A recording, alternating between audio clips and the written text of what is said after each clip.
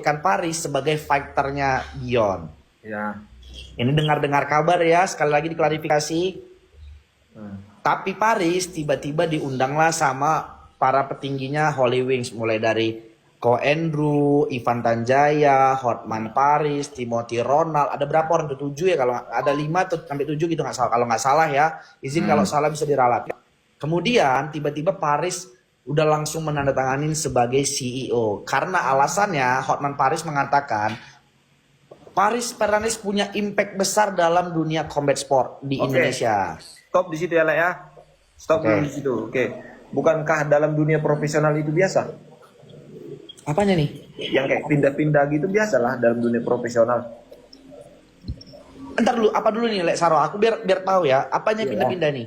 Ya misalnya project, ya kalau project di sebelah lebih jelas, ya kan biasa aja itu dalam profesional. Kayak bola nih, bisa dimain bisa Aku paham. bisa main di Barcelona, bisa juga main di Madrid. Oke, wait, aku paham. Sebentar ya. Nah, jadi sebentar ya. Gini. Selos ingin menjadikan Paris sebagai fighter Gion. Tetapi dia di HSS itu bukan sebagai fighter, abangku. Dia sebagai CEO. Udah berbeda nih. Lepas fighternya, dia dinaikkan menjadi CEO HSS. Nah, dan dengar ini rumor dan dengar kabar dari internet. Bukan pasti ya, ingat ya, bukan pasti dari gua. Gua nggak dapat A1.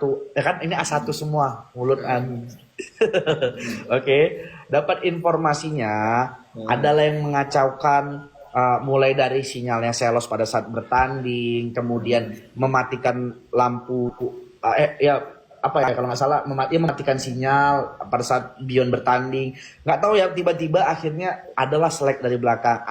Nah Selos tuh sempat live menyatakan kalau dia diusik. Nah terus Selos juga buat postingan, gue nggak bermasalah sama dia, tapi orang-orang di ininya gitu. Itu Selos yang membuat tuh ada postingannya, kalau nggak salah kan cari aja. Oke? Kemudian akhirnya Paris menjadilah CEO. Nah, gue nggak tahu awalannya kenapa, tapi tiba-tiba Selos buat konten YouTube yang dibilang tidak ada tidak ada fighter apa ya? Fighter daerah-daerah, yang ada fighter Indonesia gitu ya kalau nggak salah ya. Nah akhirnya disitulah berselisih mereka.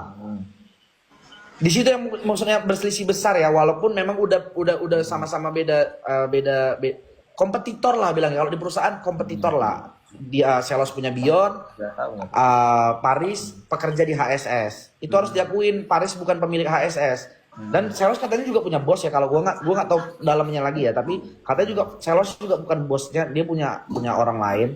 Nah seperti itu. Akhirnya ya udah berselisihnya karena itu gini. Toh kalau emang biasanya itu para fighter profesional pindah-pindah loh, kan nggak ada masalah. Buktinya setelah main Paris KJ di Bion, dia juga Paris Anthony kan di HSS, itu kan belum problem sama Selos. Bahkan masih diundang podcast loh Paris. Pas dia kalah lawan Anthony kan dia undang podcast sama Selos. Iya nggak?